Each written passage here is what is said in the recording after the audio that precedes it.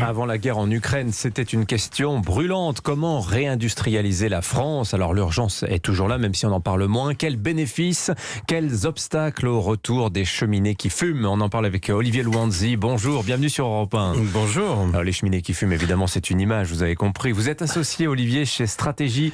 C'est une entité du cabinet de conseil PwC. Vous signez une étude qui est parue en fin de semaine dernière et qui nous éclaire justement sur les enjeux de cette réindustrialisation. Alors, vous dites d'abord, on va commencer par là, rappelez que la France est aujourd'hui, Olivier Louanzi, le pays le plus désindustrialisé d'Europe. Triste record. Triste record, l'un des pays les plus désindustrialisés d'Europe, mais quand on regarde ceux qui nous suivent, c'est pas brillant. C'est Luxembourg, Malte, Chypre, qui sont des petits pays européens et puis avec des économies un peu particulières.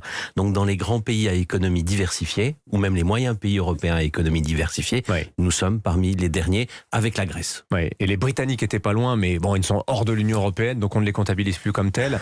Alors, des plans ont été lancés pour inverser la tendance, le plan France Relance notamment. Est-ce qu'on est sur les bons rails en matière de réindustrialisation, Olivier Louanzi? Alors il y a deux grands plans qui ont été lancés. Il y a France Relance pendant la crise. La moitié était pour des mesures d'urgence, la moitié était pour de l'investissement industriel. Et puis maintenant il y a France 2030 avec la moitié des mesures pour de l'innovation et l'autre moitié effectivement pour de l'investissement industriel. Ça fait beaucoup d'argent. C'est inédit.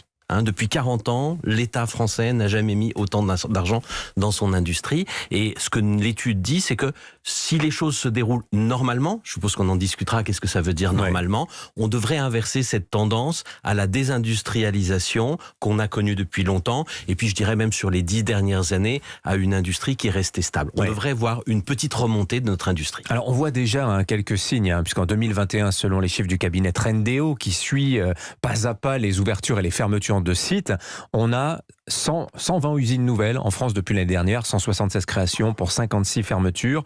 Mais alors vous dites, il va falloir que le plan maintenant avance, parce qu'effectivement on sait comment ça marche, les grands plans publics, savoir que souvent il y a des déperditions d'argent, l'argent est aiguillé vers d'autres destinations. Qu'est-ce que ce serait un déroulement normal? Qu'est-ce que l'on peut souhaiter pour une bonne réindustrialisation, Olivier Louanzi? Alors le premier point, c'est ne pas crier victoire trop vite, parce que les chiffres de Trendéo sont associés à une petite alerte qui dit 2021 super, 2022 attention, les chiffres semblent être un peu moins brillants. Et c'est vrai qu'il y a eu un effort fait autour de France Relance qui explique une partie de ce résultat. Alors maintenant, l'exigence, elle est assez claire. Il y a de l'argent public. Il y a des projets, il faut qu'ils se mettent en place. Comme on pense que c'est pas tellement une question en fait d'argent, d'investissement, c'est plus une question de conditions opérationnelles, c'est ce qu'on dit dans l'étude. Si on fait des usines, est-ce qu'on a des gens formés à mettre dedans? Est-ce qu'on trouve des terrains pour les construire rapidement, c'est-à-dire 130 mois de procédure, ce qui est la moyenne française? Est-ce qu'on trouve des environnements qui les acceptent, l'acceptabilité d'un certain nombre de secteurs économiques dans l'industrie, auprès des villes et des villages, n'est pas encore énorme.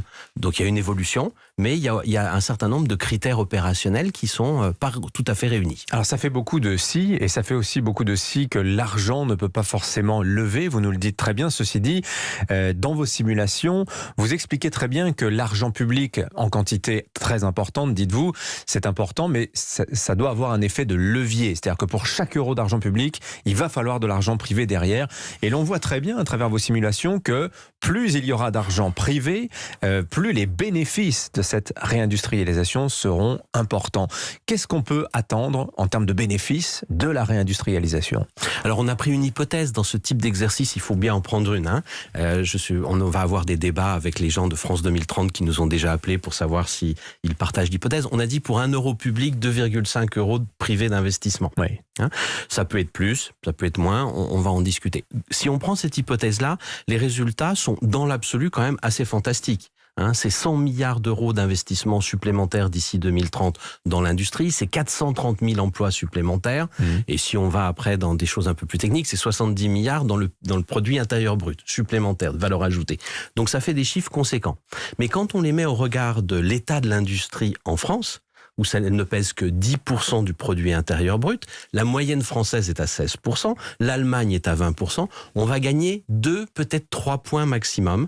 C'est-à-dire qu'on va rattraper un tiers à la moitié de notre retard par rapport à la moyenne européenne. Donc il faudra un plan France 2040, si je vous ai bien su, si je suis votre logique.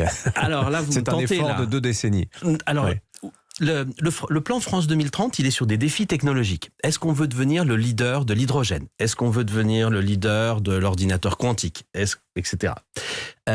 Ça, c'est un axe de développement fondé sur des paris technologiques. Mais il y a plein d'autres industries qui sont pas forcément des paris technologiques. Je vais vous en citer quelques-unes.